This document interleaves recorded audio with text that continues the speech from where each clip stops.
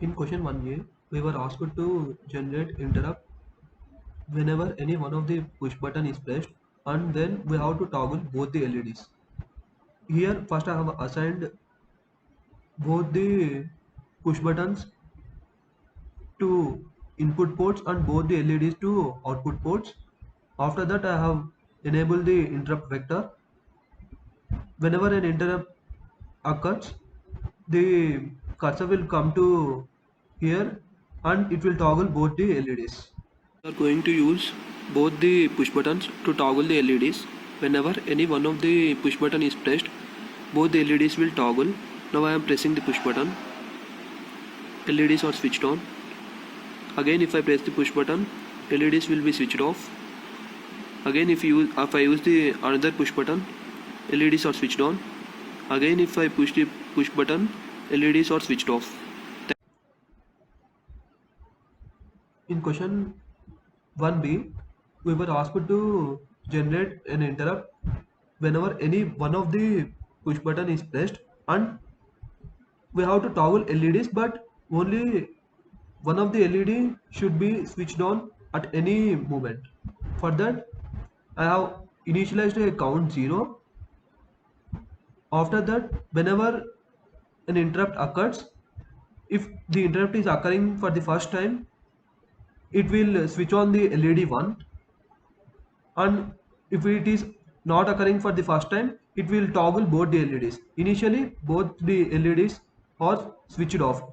When count is equal to 1, the LED 1 will be switched on and LED 2 will be switched off. After that, for each count the LEDs are toggling, so only one LED will be switched on at any moment.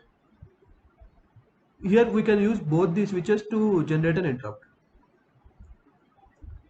We can use both the push buttons to generate interrupt and toggle LEDs, but in this case only one of the LEDs will be switched on at a time.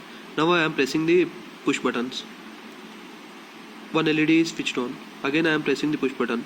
Another LED is switched on and previous LED is switched off. Like this the LEDs will toggle as I press the push buttons.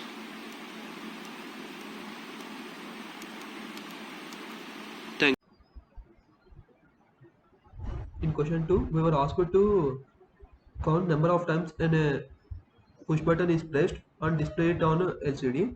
First I have assigned both the push buttons to input ports, and after that I have enabled the interrupts for both the push buttons.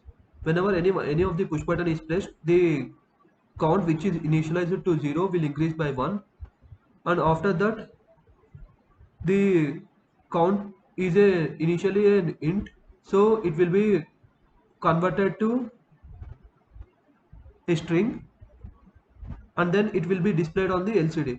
For doing this, first initially I have to check how many digits are there in the count. I did it in this part. Here if it is less than 10, it means it has only one digit. If it is between 10 and 100 means 2 digits, and if it is greater than 100 means 3 digits. After that it will come here, and in each iteration, depending on the number of digits in each iteration, it will take the unit digit and convert it into a string and store it in temp of I.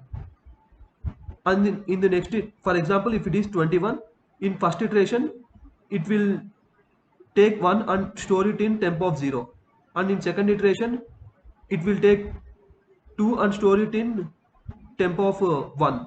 For doing this, first I am taking the units digit and then dividing it by 10, means the unit digit will be removed. So I have 1 in temporary variable, and that I have assigned to text of 0, and in the next iteration only 2 is there, so the units digit is 2, and when it is divided by 10 the number will become 0.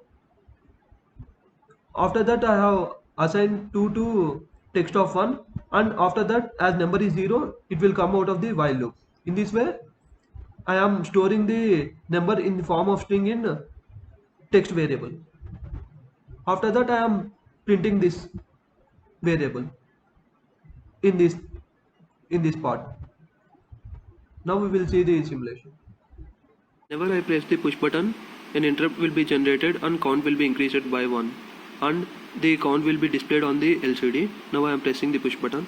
As we can see, it started with 1, and whenever I push the push button, the count is increasing and it is displayed on the LCD.